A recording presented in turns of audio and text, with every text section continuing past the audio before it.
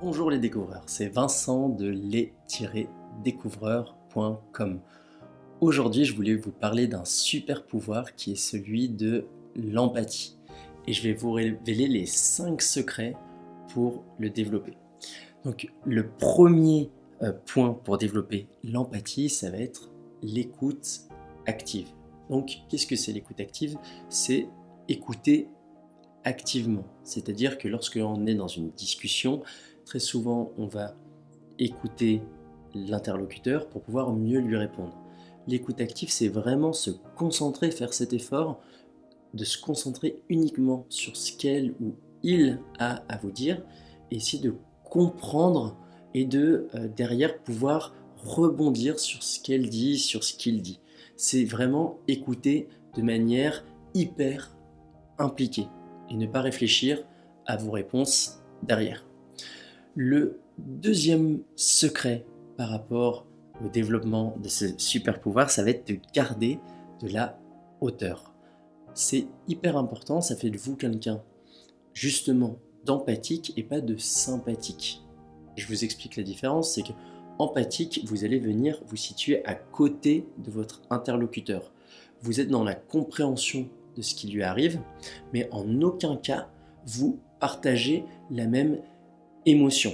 C'est-à-dire que quelqu'un de triste qui vient vous voir, vous n'allez pas vous mettre à lui pleurer dans les bras. Là, c'est complètement c'est pas constructif, c'est pas du tout l'effet qu'on cherche à obtenir.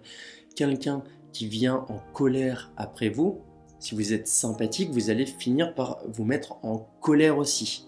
Vous faites happer par le ressenti, l'état de la personne, alors que si vous êtes empathique, vous allez privilégier l'apaisement.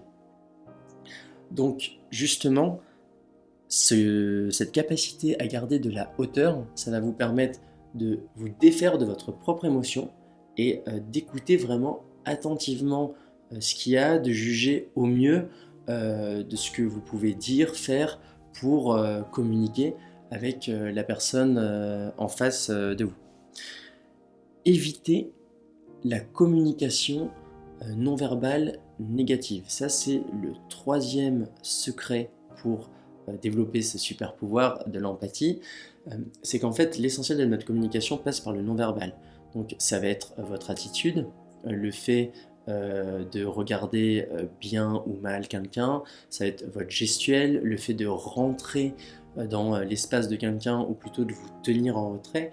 Bref, il y a pas mal d'informations là-dessus sur internet ou dans des livres, mais ça va être hyper important. C'est que si je vous dis ça va super bien, là je suis hyper heureux, ou si je vous dis ça va super bien, je suis super heureux, qu'est-ce qui marche le mieux? C'est quand mon attitude dit ce que je veux vous dire aussi de manière verbale avec les mots. A l'inverse, si je vous dis je suis super énervé là, vraiment hyper énervé, je suis hyper tendu, ça va pas du tout, et ben vous allez plus retenir mon attitude que ce que j'ai à vous dire et c'est central en fait, le non-verbal. Exprimer ses besoins de manière constructive, ça va être le quatrième point. C'est hyper important. C'est que en fait, quand vous discutez, forcément, vous avez des points de vue différents, parfois qui peuvent être un peu contradictoires, mais mettons que vous négociez votre augmentation.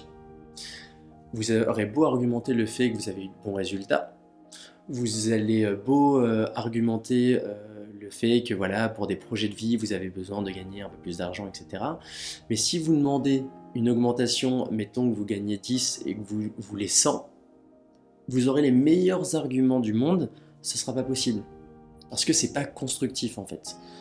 Il faut évidemment savoir présenter les choses, argumenter, mais être toujours dans cette logique de ok, raisonnablement, qu'est-ce qui peut être discuté, qu'est-ce qui peut être obtenu, et se mettre justement dans les bottes de l'autre par rapport à ses propres contrariétés, ses propres obligations, ses propres enjeux. Le cinquième secret de l'empathie, c'est de toujours vous efforcer à atteindre le compromis. Alors oui, des gens vont vous dire que la négociation, il y a toujours un gagnant, un perdant. Je ne le vois pas du tout comme ça. Ça peut arriver, mais c'est pas du tout systématique et bien souvent, chacun peut y trouver son compte. Alors, c'est pas s'il y en a un qui obtient plus que l'autre que les deux sont perdants. Vous voyez, les deux gagnent, pas forcément à la même hauteur, mais c'est ça le compromis, c'est qu'il y a toujours une voie du milieu. C'est se dire, échanger pour faire les choses intelligemment et que ça convienne le plus et à tout le monde. Donc, si tu as regardé cette vidéo jusqu'au bout, c'est que tu es déterminé à devenir une meilleure personne, à progresser. Tu as de l'ambition pour ta vie. Pour ça, je t'offre mon livre Devenir son propre héros et mériter sa vie rêvée, que tu trouveras dans la description. Je te souhaite une bonne lecture et à très bientôt.